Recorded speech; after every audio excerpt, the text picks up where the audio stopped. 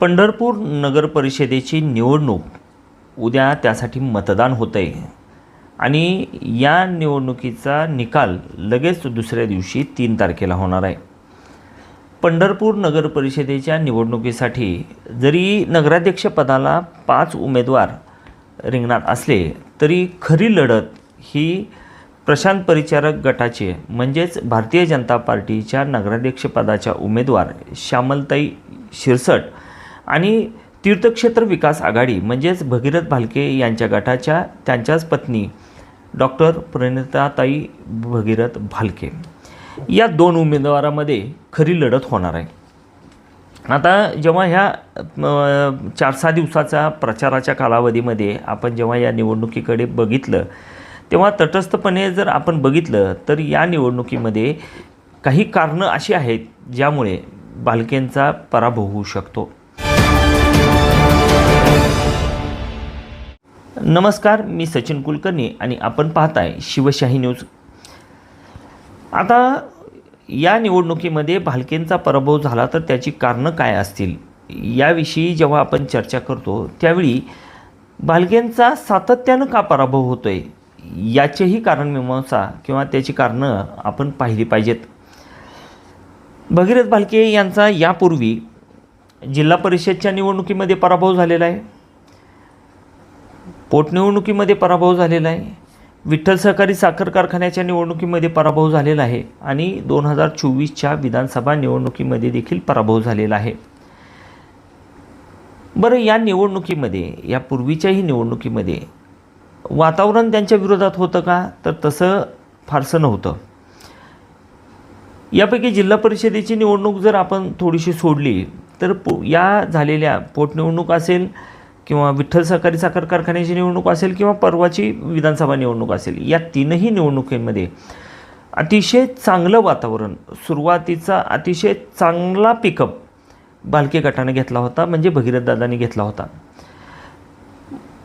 कार्यकर्त्यांचा अतिशय चांगला प्रतिसाद, मतदारांचा चांगला प्रतिसाद, भारतनानांचा वारसा, स्वर्गीय भारतनानांनी केलेलं काम, त्यांचं कर्तृत्व आणि त्यांच्यावर अतिशय निस्वार्थपणे निस्सीम आणि कट्टर प्रेम करणारे त्यांचे भालके गटाचे कार्यकर्ते.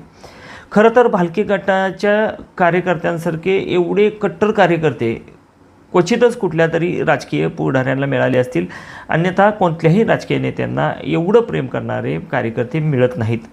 आणि भारतनानांवर प्रेम करणारे किंवा त्यांनी निर्माण केलेले, त्यांच्या कारकिर्दीमध्ये तयार झालेले, त्यांच्या मुशीमध्ये तयार झालेले हे कार्यकर्ते खरं तर भगीरथदादांना आयते मिळाले होते आणि त्यामुळं या कार्यकर्त्यांच्या बळावर त्यांनी खरं तर निवडणुकीत विजयी होणं हे गरजेचं होतं आणि तसं सगळ्यांना दिसतही होतं. परंतु काही स्वभाव गुण जे आहेत ते आडवे आले आणि या निवडणुकांमध्ये पराभव झाला. आता ह्या पराभवाचे सगळ्यात महत्त्वाचं कारण जे आहे ते म्हणजे त्यांचं नॉट रिचेबल असणं.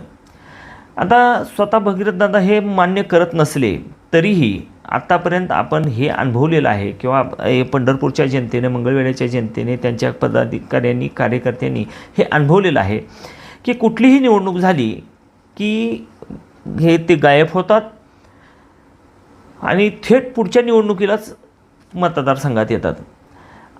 ही गोष्ट विरोधकांनी पण अनेक वेळा यावर टीका केलेली आहे, त्यावर बोललेले आहेत. अगदी भगीरथदादांचे जवळचे कार्यकर्ते देखील खाजगीमध्ये ही गोष्ट बोलतात. इतकंच नव्हे तर म्हणजे आपण पाहिलं की पोटनिवडणुकीची निवडणूक झाली, त्यामध्ये पराभव झाला, दादा गायब. विचारलं तर ते कारण सांगितलं जायचं की कारखान्याचं काम आहे, कारखान्यासाठी आपल्याला काही गोष्टींची पूर्तता करायची आहे, त्यासाठी दादा फिरतायत, प्रयत्न करतायत. त्यावेळी ती लोकांनी मान्य केलं. त्यानंतर कारखान्याची निवडणूक लागली. कारखान्याची निवडणूक लागल्यानंतर दादा मतदारसंघात आले, कारखान्याच्या कार्यक्षेत्रामध्ये आले. त्याही वेळी त्यांच्यावर विश्वास ठेवून कार्यकर्त्यांनी अतिशय उत्साहानं सुरुवात केली. खूप नेटानं कार्यकर्त्यांनी काम केलं, जोमानं काम केलं. परंतु त्या निवडणुकीत त्यांचा पराभव झाला. बरं, आता कारखान्याच्या निवडणुकीत पराभव झाला म्हणल्यानंतर आता भगीरथ भालकेंनी मतदारसंघात थांबणं आवश्यक होतं, परंतु तेव्हाही तसं झालं नाही. कारखान्याच्या निवडणुकीनंतर जे गेले ते थेट विधानसभेच्या निवडणुकीला आले. मध्ये 1-2 छोट्या मोठ्या निवडणुका झाल्या, त्यावेळी पण ते आले होते, मतदारसंघात दिसले, परंतु निवडणुकीव्यतिरिक्त सहसा ते मतदारसंघात किंवा त्यांच्या कार्यक्षेत्रात दिसत नाहीत. इतकंच काय, परवाची 2024ची निवडणूक झाली. 2024च्या विधानसभा निवडणुकीच्या वेळेस नवीन कार्यालयाचं उद्घाटन केलं, नवीन कार्यालय तयार केलं. कार्यकर्त्यांनी अतिशय उत्साहानं या निवडणुकीत सहभाग घेतला. परंतु निवडणूक झाली आणि मधले जवळजवळ 7-8 महिने, 9 महिने, 10 महिने अक्षरशः त्या कार्यालयाला कुलूप होतं. आतमध्ये गवत उगवलं होतं, झाडी वाढली होती, तिथं स्टाफ कोणी नव्हता. मग अशा परिस्थितीमध्ये ज्या कार्यकर्त्यांनी निवडणुकीत तुमचं काम केलं आहे, तुम्हाला तनमन धनानं सहकार्य केलं आहे, निवडणुकीत विरोधकांवर टीका केलेली आहे, अशा कार्यकर्त्यांनी निवडणुकीनंतर जेव्हा त्यांची कामं असतात त्यावेळी कुणाकडे जायचं, हा एक प्रश्न पडत होता. बरं, स्वतः ते मतदारसंघात किंवा कार्यक्षेत्रात नसले तरी किमान त्यांचा फोनवरून संपर्क होईल, तर तसंही होत नव्हतं. अगदी फोनसुद्धा त्यांचे लागत नव्हते. त्यांचे बरेच नंबर आहेत, 3-4 नंबर आहेत, पण त्यापैकी एकही नंबर या दरम्यानच्या काळात त्यांचा लागत नव्हता, असे त्यांचेच कार्यकर्ते सांगतात. अनेकांना तसे अनुभव देखील आलेले आहेत. परंतु ही गोष्ट ते कधीच मान्य करत नाहीत आणि त्यांच्या सातत्याने होणाऱ्या पराभवामध्ये हे एक महत्त्वाचं कारण आहे असं मला वाटतं. आणखी एक महत्त्वाचं कारण ते म्हणजे कोणत्याही राजकीय पक्षामध्ये भगीरथदादा टिकत नाहीत. टिकत नाहीत या अर्थानं की पोटनिवडणुकीमध्ये राष्ट्रवादीनं त्यांना तिकीट दिलं. अजितदादांनी ही निवडणूक प्रतिष्ठेची केली होती, तशीच फडणवीसांनी देखील ती प्रतिष्ठेची केली होती. त्यावेळचे विरोधी पक्ष नेते असलेले फडणवीस हे जसे मतदारसंघात फिरत होते, परंतु त्याहीपेक्षा जास्त भगीरथदादांच्या विजयासाठी राष्ट्रवादी काँग्रेस असेल किंवा महाविकास आघाडी, अगदी महाविकास आघाडीमधील काँग्रेस असेल, राष्ट्रवादी असेल किंवा शिवसेनासुद्धा, त्यावेळची अखंड शिवसेना, यांनी अतिशय खूप जास्त प्रयत्न केले. अजितदादा तर अगदी या मतदारसंघात तळ ठोकून राहिल्यासारखे राहिले होते. त्यावेळी ते उपमुख्यमंत्री होते, तरी देखील अख्खं मंत्रिमंडळ त्यांच्या प्रचारासाठी येत होते. रोहितदादा पवार येऊन गेले, गुलाबराव पाटील येऊन गेले, धनंजय मुंडे येऊन गेले, सुप्रियाताईंनी VCद्वारे म्हणजे व्हिडिओ कॉन्फरन्सिंगद्वारे सभा घेतली, भाषण केलं, इथल्या कार्यकर्त्यांना संबोधित केलं आणि अगदी कोणत्याही परिस्थितीमध्ये ही निवडणूक जिंकायचीच असं ठरवून अख्खं मंत्रिमंडळ, 3-4 पक्षाचे मोठमोठे नेते त्यांच्यासाठी प्रयत्न करत होते. परंतु दुर्दैवानं त्यांचा पराभव झाला आणि पराभव झाल्यानंतर काही दिवसातच त्यांनी BRSमध्ये प्रवेश केला. म्हणजे विठ्ठल सहकारी साखर कारखान्याची निवडणूक झाल्यानंतर त्यांनी BRSमध्ये प्रवेश केला.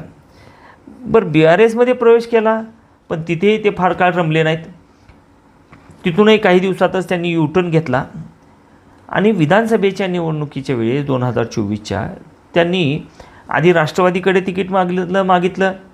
परंतु या सगळ्या त्यांच्या जे आजपर्यंतचा जो त्यांचा तळ्यात मळ्याचा खेळ होता, त्यामुळे खरं तर कुठल्या राजकीय नेत्यांचा किंवा राजकीय जे मोठे नेते आहेत त्यांचा थोडासा विश्वास त्यांच्यावरचा उडाला होता. त्यामुळं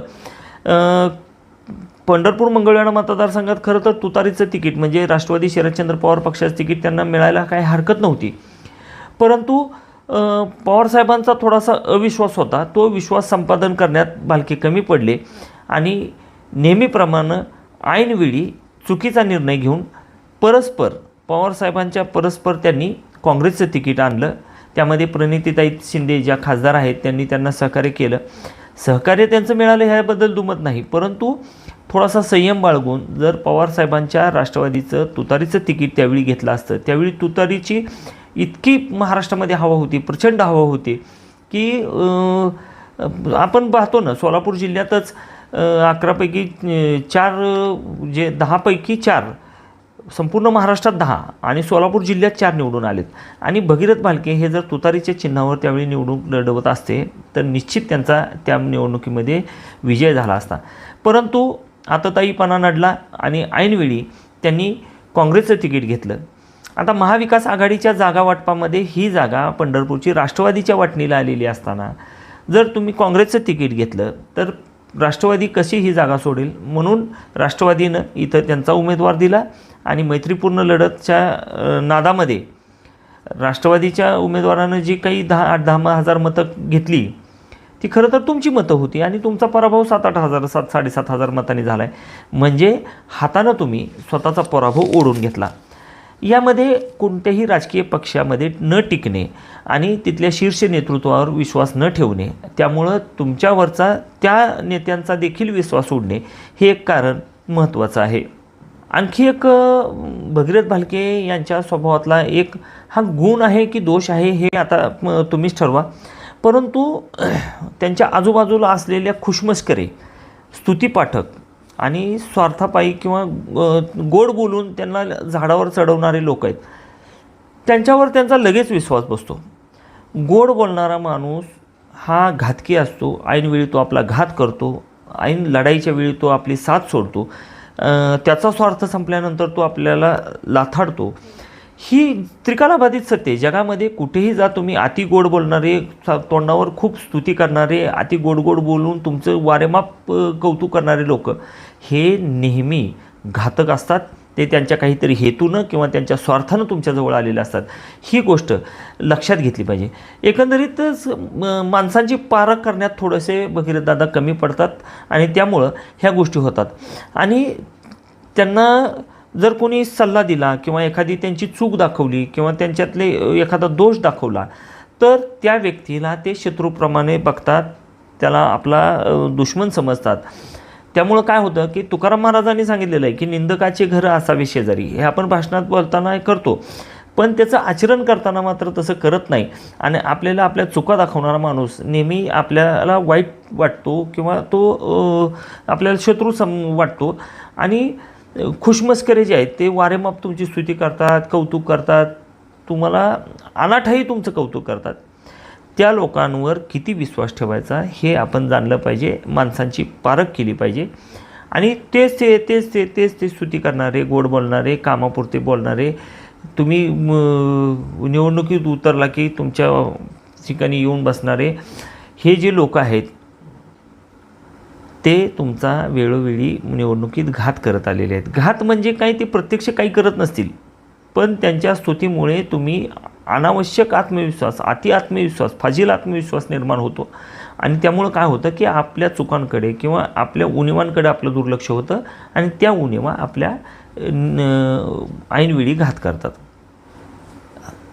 मतदारसंघामध्ये खरं तर स्वर्गीय भारतनानांनी अतिशय चांगली माणसं, विद्वान माणसं, वैचारिक बैठक असलेली माणसं, बुद्धिवादी माणसं यांचा एक संचय केला होता. यांना एक आपल्या संपर्कात ठेवलं होतं. ज्यावेळी काही पेच प्रसंग निर्माण होईल किंवा एखाद्या गोष्टीमध्ये निर्णय घेताना काही त्यांना अडचण वाटत असेल की निर्णय घेताना संभ्रम निर्माण होत असेल, अशावेळी भारतनाना त्या क्षेत्रातील बुद्धिवादी, ज्ञानी, तज्ज्ञ लोकांचं वेगवेगळ्या प्रकारे मार्गदर्शन घेत, सल्ला घेत आणि त्यात काय करावं लागेल असा एक त्यातून मार्ग काढण्याचा प्रयत्न करत असत. परंतु ही गोष्ट मात्र भगीरथदादांच्या बाबतीत होताना दिसत नाही. अनेक ज्येष्ठ लोक असतील, समाजातले समाजसेवक, कार्यकर्ते, पदाधिकारी, पत्रकार असतील, जुने जाणते ज्येष्ठ नेते असतील, अनुभवी लोक असतील, यांचा सल्ला एकतर ते सल्ला किंवा मार्गदर्शन कोणाचं त्यांचं घेत नाहीत आणि घेत असतील तरी त्याच्यावर आचरण करत असतील असं कुठंही दिसून येत नाही. अनुभवी लोक जे सल्ला देत असतात ते पुढच्याच ठेस मागचा शहाणा या उक्तीप्रमाणे आपल्याला जे कटू अनुभव आले किंवा जे काही गोष्टीमुळं आपलं नुकसान झालं त्यात तुमच्या होऊ नयेत म्हणून ते तुम्हाला मार्गदर्शन करत असतात.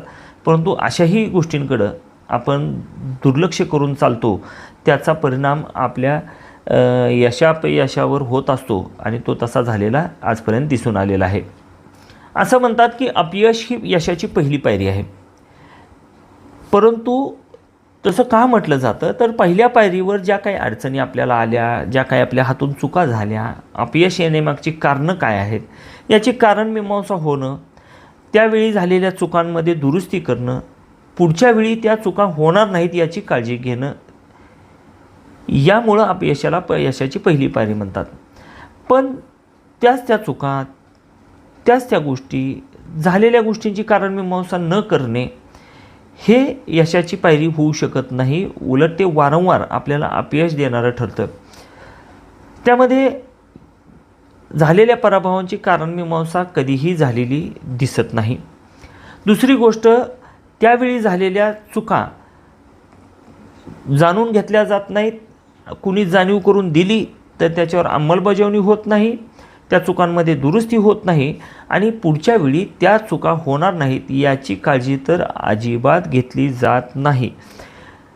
पराभव झाला की फक्त काय केलं जातं की त्याचं खापर कोणावर तर दुसऱ्यावर फोडून आपण त्या जबाबदारीतून मोकळे होण्याचा प्रयत्न केला जातो. कधी या पराभवाचं खापर इतर कुठल्या गोष्टींवर फोडता, कधी पत्रकारांवर फोडता, कधी धनशक्ती म्हणून समोरच्या पार्टीनं खूप पैशाचा वापर केला असं म्हणून फोडता, कधी EVMवर फोडता, कधी मतदार यादीवर फोडता, कधी निवडणूक आयोगावर. होतं काय की आपण हे खापर दुसऱ्यावर अपयशाचं फोडणं हे फार सोपं असतं, परंतु त्यातून बोध घेऊन जबाबदारीनं पुढच्या वेळी या चुका होणार नाहीत याची काळजी घेणं गरजेचं असतं. परंतु तसंही होताना आजपर्यंत दिसलेलं नाही. आता हे झाली यापूर्वी झालेल्या पराभवांची कारणं. आता पंढरपूर नगर परिषदेची जी निवडणूक भालके लढवत आहेत त्यामध्ये पराभव होऊ शकतो, त्याची कारणं काय असतील तर त्याचा एक आपण अंदाज घेऊया की खरं तर या निवडणुकीमध्ये डॉक्टर प्रणिताताई भालके यांचं नाव जेव्हा समोर आलं नगराध्यक्षपदासाठी, त्याचवेळी खुशमस्करे लोकांनी लगेच त्याचं उत्साह सेलिब्रेशन चालू केलं. डॉक्टर प्रणिताताई भालके या नगराध्यक्षपदासाठी अतिशय योग्य, सक्षम उमेदवार आहेत असं माझं व्यक्तिशः मत आहे. परंतु ही कार्यकर्त्यांची निवडणूक असते, ही गोष्ट लक्षात घ्यायला पाहिजे. आणि त्यामुळं तुमच्या आमदारकीच्या निवडणुकीत, कारखान्याच्या निवडणुकीत तुमच्यासाठी काम केलेले, तुमच्यासोबत राहिलेले, तुमच्यासाठी तन मन धनाने राबलेले कार्यकर्ते या निवडणुकीमध्ये आपल्याला काही मिळेल, यावेळी आपल्याला संधी मिळेल या आशेने पाहत असतात. अशावेळी जर नेत्यांनी स्वतःचीच तिथं वर्णी लावायचा प्रयत्न केला तर आजूबाजूचे भाट जे लोक आहेत, स्तुतीपाठक जे आहेत, ते नक्कीच खुश होतील, तुम्हाला चांगला निर्णय म्हणतील. परंतु जो कार्यकर्ता काही संधी मिळण्याची आशेने तुमच्याकडे पाहत होता तो मात्र नक्कीच नाराज होतो. आणि त्याचं आपण उदाहरण बघितलं सुद्धा. आता त्या उदाहरणामध्ये सुद्धा थोडासा ट्विस्ट आहे, तो पुढच्या टप्प्यात मी सांगेन. परंतु हे कारण आणि मग त्या दृष्टीनं खरं तर उमेदवारी अपेक्षितच होती, हवी होती, परंतु थेट घेतली तर कार्यकर्त्यांची नाराजी ओढावेल म्हणून मग आधीपासूनच थोडंसं वातावरण तयार करणे आणि मग पुन्हा ही मला जनतेने उमेदवारी दिली आहे, जनतेचीच इच्छा होती मला उमेदवारी मिळावी, आमच्या कार्यकर्त्यांचीच इच्छा होती मला मिळावी, असं एक वातावरण तयार करणे, काही ठराविक आपल्या जवळच्या कार्यकर्त्यांकडून तशा अर्थानं वातावरण तयार करणे, त्याची पायाभरणी करणे, बीजारोपण करणे आणि मग शेवटी ठरल्याप्रमाणे आपलीच उमेदवारी घोषित करणे, हा जो भाग आहे तो देखील या निवडणुकीमध्ये खऱ्या कार्यकर्त्यांना किंवा काही अपेक्षेनं आजपर्यंत तुमच्यासोबत राहिलेल्या कार्यकर्त्यांना नाराज करणारा एक भाग आहे. तुम्ही किती जरी जनतेने उमेदवारी दिली म्हणत असलात तरी महत्त्वाकांक्षा कुणाचीही चुकलेली नाही आहे. परंतु काही का असेना या निवडणुकीमध्ये भालके यांचं सुरुवातीचं वातावरण अतिशय उत्साहाचं, सेलिब्रेशनचं होतं आणि खूप चांगलं वातावरण, सकारात्मक वातावरण तयार झालेलं होतं. हे वातावरण, तयार झालेलं वातावरण, कार्यकर्त्यांचा उत्साह हा शेवटपर्यंत टिकवून ठेवणं ही खरं तर त्या नेत्याची जबाबदारी असते. प्रयत्न होताना दिसले पाहिजेत, परंतु दुर्दैवानं याही निवडणुकीमध्ये कार्यकर्त्यांचा उत्साह शेवटपर्यंत टिकवून ठेवण्यात, कार्यकर्त्यांना बांधून ठेवण्यात, एंगेज ठेवण्यात कुठेतरी भालके कमी पडले आणि ते या पराभवाचं कारण असू शकतं. त्यानंतर या निवडणुकीच्या प्रचारादरम्यान भगीरथ भालके यांनी केलेली भाषणं जर आपण पाहिली तर अगदी छोट्या मोठ्या नगण्य गोष्टीवर अति आक्रमकपणा करणं आणि आक्रमक भाषणं, तुमच्या जरी कार्यकर्त्यांना आक्रमक भाषणं आवडत असली तरी आपलं आक्रमक भाषण हे आक्रस्ताळेपणाकडे जाणार नाही याची काळजी घ्यायला हवी होती. बऱ्याचदा आक्रमकपणाच्या नादामध्ये मूळ मुद्दे किंवा महत्त्वाचे मुद्दे हे सुटले आणि आपला विषय भरकटत गेला आणि त्यामुळं जे आपण मुद्दे ठरवले होते, या निवडणुकीला सामोरं जाताना मुद्दे ठरवले होते, धूळ आणि रस्त्यावरचे खड्डे हे 2 महत्त्वाचे मुद्दे सोडलं तर इतर कोणत्याही मुद्द्यावर यामध्ये उहापोह झाला नाही. व्हिजन आहे हे सांगत असताना त्या व्हिजनमध्ये काय करायचं आहे, कुठले ठोस कार्यक्रम आपण हाती घेणार आहोत याविषयी सांगणं मात्र राहून गेलं आणि फक्त आक्रमकपणा, टीकेला उत्तर यामध्येच आपलं संपूर्ण भाषण गुरफटलं. तो एक या पराभवाचं कारण असू शकतं. या निवडणुकीच्या प्रचारादरम्यान भालके यांच्या सभेमधून काही ठिकाणी जातीवादी, अगदी एखाद्या विशिष्ट जातीचं नाव घेऊन किंवा एखाद्या विशिष्ट समाजाचं, एखाद्या जातीचं नाव घेऊन त्यावर खालच्या थरात टिप्पणी किंवा भाष्य करण्याचा प्रयत्न झाला. काही धमकीवाजा भाषणं देखील झाली. आता हे जे लोक आहेत, हे वाचाळवीर आहेत किंवा जे आपल्याला पुढे नुकसान होऊ शकतं, अशा लोकांना सभेपासून दूर ठेवता आलं असतं किंवा सभेमध्ये जरी बोलवलं तरी सभेमध्ये बोलण्यापासून त्यांना रोखता आलं असतं, ज्यामुळे या जे जातीवादी रंग या सभांना किंवा भाषणांना येत होता तो टाळता आला असता. त्यामुळं काही लोक समाजातले दुरावले नसते किंवा नाराज झाले नसते. आता तुम्हाला जरी वाटत असलं की आपल्याला वाटतं की नाही बाबा एवढं तेवढं तर होत राहतं, राजकारण आहे, इलेक्शन आहे, टीकाटिप्पणी होत राहते, परंतु त्या विशिष्ट जातीच्या किंवा त्या विशिष्ट समाजाच्या लोकांवर त्याचा खूप खोलवर परिणाम होत असतो. आणि तुम्हाला नेता मानतो आम्ही आणि तुम्ही आमच्याच जातीला किंवा आमच्या समाजाला जर तुमच्या सभेतून जर दोष दिला जात असेल किंवा त्याच्यावर वाईट बोललं जात असेल, अनावश्यक टीका केली जात असेल, तर नक्कीच तो समाज मतदानाच्या वेळी विचार करतो, हे एवढं लक्षात घ्यायला पाहिजे. आणि हे एक महत्त्वाचं कारण असू शकतं. आता हे झाले जनरल कारणं. पण पंढरपूर नगर परिषद निवडणुकीमध्ये डॉक्टर प्रणिता भालके यांचा पराभव होण्याचे 2 महत्त्वाचे कारणं असू शकतात. ते कारणं अशी आहेत की सगळ्यात महत्त्वाचं म्हणजे विठ्ठल परिवाराच्या एकीकरणाचे जे प्रयत्न चालले होते त्या प्रयत्नांना तातडीनं प्रतिसाद द्यायला हवा होता. कारण ही स्थानिक स्वराज्य संस्था म्हणजे स्थानिक निवडणूक आहे आणि इथे एक कार्यकर्त्यांचा जो गठ्ठा असतो आपला, तो कार्यकर्ते दुसऱ्या फळीतले नेते तयार होतात, मग काही कार्यकर्ते त्यांच्या मागे जातात. अशा एखाद्या परिवारामधले एखाद्या विचारधारेचे कार्यकर्ते जेव्हा वेगवेगळ्या गटामध्ये किंवा वेगवेगळ्या नेत्यांमध्ये विभागले जातात त्यावेळी मोठ्या निवडणुका विधानसभा, विधान परिषदेच्या किंवा विधानसभा, लोकसभेच्या निवडणुकीवर त्याचा फारसा परिणाम होत नसेल, परंतु स्थानिक निवडणुकीमध्ये कार्यकर्त्यांची आणि मतदारांची जेव्हा संख्या मर्यादित असते त्यावेळी मात्र अशा घटना, अशा गोष्टी ह्या त्या निवडणुकीवर निर्णायक परिणाम साधत असतात. त्यामुळं विठ्ठल परिवारातले जे सगळे नेते आहेत त्यांचे एकीकरणाचे जे प्रयत्न गेल्या काही वर्षभरापासून चालू होते त्याला भगीरथ भालके यांनी तातडीनं प्रतिसाद द्यायला हवा होता. मनसे नेते दिलीप बापू धोत्रे असतील किंवा सहकार शिरोमणीचे चेअरमन कल्याणराव काळे असतील किंवा विठ्ठल सहकारी साखर कारखान्याचे चेअरमन आमदार अभिजित पाटील असतील,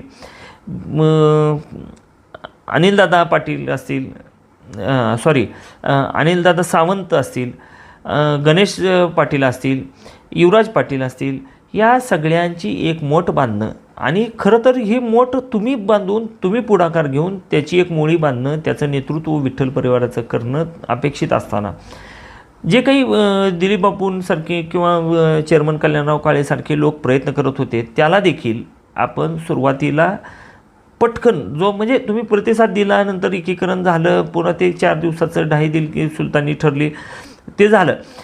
या गोष्टींना जर तुम्ही सुरुवातीलाच जर थोडंसं लवचिक भूमिका घेऊन प्रतिसाद दिला असता तर कदाचित या निवडणुकीचं चित्र वेगळं दिसलं असतं.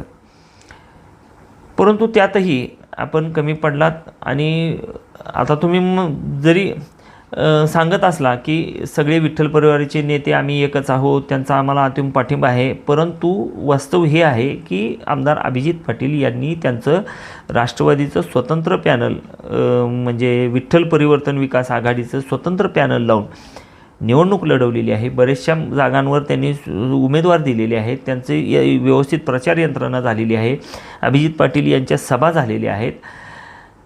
एक नगराध्यक्षपदाचा उमेदवार सोडलं तुमच्याकडं आला किंवा त्याने निवडणुकीत माघार घेतली, परंतु ही निवडणूक लढवली तर खरं आणि ठीक आहे, ते त्यांना थोडी मतं कमी पडतील जास्त पडतील. अभिजित पाटलांनी ज्या स्टाईलनं निवडणुका ते लढवतात त्या स्टाईलनं निवडणूक लढवली नाही, त्याचा तुम्हाला फायदा होऊ शकतो.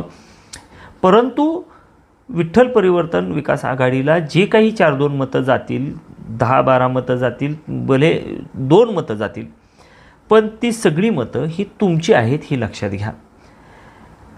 आणि तुमच्या हक्काची ही मतं आज थोडी जरी असली तरी ती मतं, हक्काची मतं तुम्ही गमावलेली आहेत, ही गोष्ट लक्षात घेतली पाहिजे. या 2 महत्त्वाच्या कारणांमध्ये दुसरं कारण जे फार महत्त्वाचं आहे आणि हे खरं तर हा मुद्दा भालके गटासाठी इतका निर्णायक आणि इतका महत्त्वाचा होता. पंढरपूर कॉरिडॉरमुळं मंदिर परिसरातील जे लोक आहेत, जे बाधित लोक आहेत, हे खरं तर परिचारक यांचे पारंपरिक मतदार आहेत, लॉयल मतदार आहेत. त्यांचे अनेक वर्षांपासून, मी तर म्हणतो अनेक दशकांपासून ते परिचारकांना मतदान करत आलेले आहेत. तो मतदार कॉरिडॉरमुळं नाराज होता आणि भारतीय जनता पार्टी यांच्या म्हणजे मुख्यमंत्री देवेंद्र फडणवीस यांनी तर कॉरिडॉरला ड्रीम प्रोजेक्ट म्हटलेला आहे. त्यामुळं तो प्रोजेक्ट पुढे नेण्याचा त्यांचा म्हणजे प्रयत्न असणारच आहे आणि आहेच. सरकारनं तो प्रयत्न लपवलेला देखील नाही. कॉरिडॉर होणार म्हणून कॉरिडॉर रद्द करण्यासाठी एक मूवमेंट उभा राहिली पंढरपूरमध्ये, जी चळवळ उभा राहिली. ती चळवळ आता परिचारक तर या चळवळीला समर्थन देत नाहीत, म्हणून या नगर परिषदेच्या निवडणुकीमध्ये ते तुमच्याकडे आशेने पाहत होते. अगदी उघडपणे परिचारकांच्या विरोधात जाऊन बंडखोरी करून ते तुमच्या सभेत येऊन बसत होते. काही उमेदवार देखील त्यांनी तुम्हाला दिले आणि कॉरिडॉरबाबत तुम्ही स्पष्ट भूमिका घ्याल अशी त्यांची अपेक्षा आहे. पूर्ण निवडणूक झाली, प्रचार झाला, परंतु एकदाही कॉरिडॉरबाबत तुम्ही स्पष्ट भूमिका घेतलेली नाही. होय किंवा नाही, कॉरिडॉर व्हायला हवा की नाही याबाबत कधीही तुमच्या भाषणात स्पष्टता आलेली नाही. तुम्ही म्हणता की उद्ध्वस्त करणारा विकास आम्हाला नको आहे. मग सरकार देखील हेच सांगते की आम्ही कॉरिडॉर करणार तर यामध्ये कुणाचंही नुकसान होणार नाही, कुणालाही आम्ही उद्ध्वस्त करणार नाही, लोकांना उद्ध्वस्त करून आम्हाला विकास साधायचा नाही. हे मुख्यमंत्री स्वतः देवेंद्र फडणवीस सांगतायत, पालकमंत्री सांगतायत, स्थानिक नेते सांगतायत.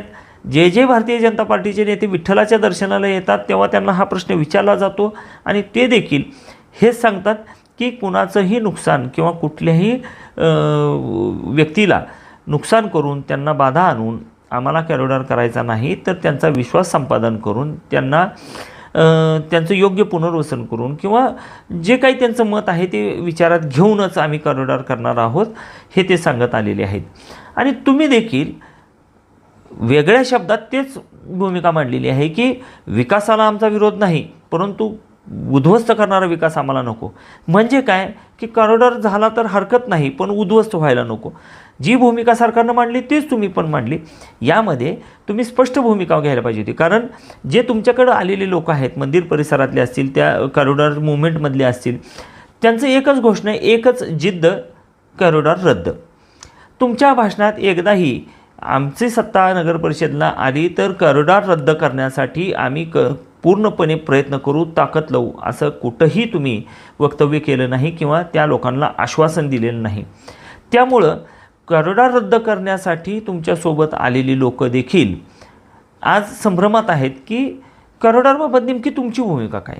आणि त्यामुळं मंदिर परिसरातल्या ज्या मतांवर डोळा ठेवून कॉरिडॉर मुवमेंटमधले लोक तुम्ही उमेदवारी देऊन तुमच्याकडे घेतली होती, त्यांच्यावर कॉरिडॉर विरोधी चळवळीचा तरी, कॉरिडॉर रद्द करण्यासाठी उभारलेल्या चळवळीतील इतर लोकांचा तरी विश्वास बसेल याची आत्ता तरी शाश्वती वाटत नाही. ही जी सर्व कारणं आहेत त्यामुळे या पंढरपूर नगर परिषदेच्या निवडणुकीमध्ये भालकेंचा तीर्थक्षेत्र विकास आघाडीचा पराभव होऊ शकतो.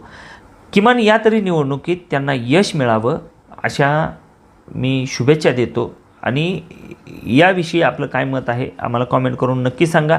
काही माझे मुद्दे चुकत असतील किंवा काही सूचना असतील तर त्या देखील कॉमेंट करून तुम्ही नक्की सांगा. धन्यवाद.